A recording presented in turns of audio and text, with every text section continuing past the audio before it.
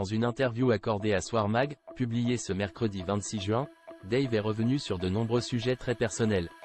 L'occasion pour lui de révéler qu'il est en froid avec une personnalité bien connue du grand public. Une blague qui n'est pas passée.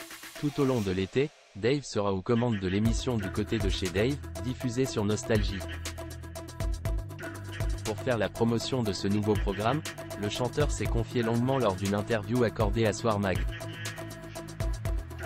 Au cours de l'échange, l'artiste de 80 ans est revenu sur de nombreux sujets très personnels tels que son rapport à l'âge, sa jeunesse, son retour sur scène, sa vie à Paris ou encore sur sa personnalité parfois explosive. Interrogé par nos confrères, Dave a en effet révélé que ses blagues parfois déplacées avaient pu lui causer du tort au point de l'éloigner de certaines personnes. J'aime bien faire le mariole, mais parfois, on fait aussi de la peine.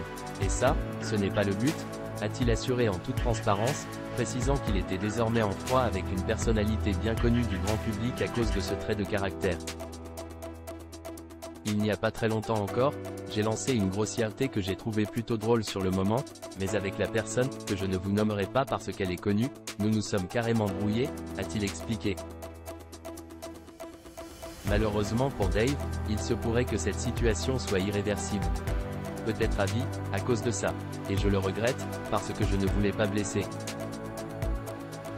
En fait, je pense que je suis un méchant avec un bon fond. Alors que je connais beaucoup de gens bien avec un mauvais fond, a-t-il conclu. Dave cache sur sa retraite, je n'ai même pas assez pour payer mon loyer. Lors de son échange avec nos confrères, Dave a également été interrogé sur ses finances, et plus précisément sur sa maigre retraite.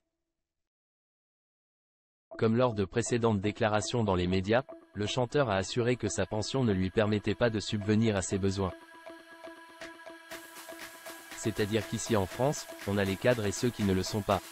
Les premiers ont une meilleure retraite que les seconds et les artistes font partie de la seconde catégorie, a-t-il regretté, avant de conclure.